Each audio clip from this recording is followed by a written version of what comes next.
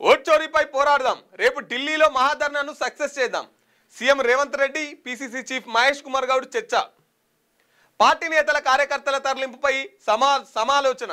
Vote చోరీకి వ్యతిరేకంగా ఆదివారం ఢిల్లీలోని జంతర్ మంతర్ వద్ద జరగనున్న మహాధర్నాను విజయవంతం చేయడంపై శుక్రవారం సీఎం రేవంత్ రెడ్డితో పాటు పిసిసి చీఫ్ మహేష్ కుమార్ గౌడ్ ప్రత్యేకంగా చర్చించారు.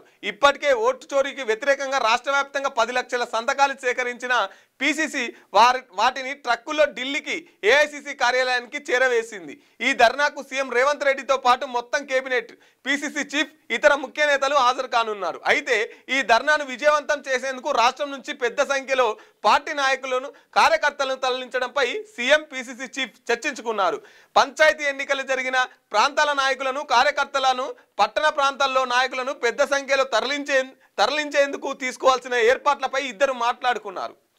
అనంతరం మహేష్ కుమార్ గౌడ్ మాట్లాడుతూ, మొదటి విడత పంచాయతీ ఎన్నికల్లో కాంగ్రెస్ మద్దతుదారులు సాధించిన విజయంపై సీఎం రేవంత్ రెడ్డి పూర్తి సంతృప్తి వ్యక్తం చేశారని తెలిపారు. రెండో, మూడో విడత పంచాయతీ ఎన్నికల్లో కాంగ్రెస్ మద్దతుదారులు గెలిచేందుకు మంత్రులు, డీసీసీ అధ్యక్షులు, పార్టీ ఎంపీలు, ఎమ్మెల్యేలు సమన్వయం చేసుకోవడంపై కూడా సీఎం పలు సూచనలు చేశారని చెప్పారు. ఇక ఓట్ చోరీపై రేపు ఢిల్లీలో మహాధర్నా ఉంది. దానికోసం ఈ ఎలక్షన్స్ అయిపోయినాయి కదా, ఎలక్షన్స్ అయిపోయిన గెలిచిన వాళ్ళను ఆ పార్టీ అందరినీ ఢిల్లీ తీసుకుపోయే ప్రయత్నం చేస్తున్నారు. ఓట్ చోరీకి వ్యతిరేకంగా ఢిల్లీ జంతర్ మంతర్ దగ్గర ధర్నా ఉన్నది అన్నట్టు, కాంగ్రెస్ వాళ్ళు నిర్వహించబోయే ధర్నా.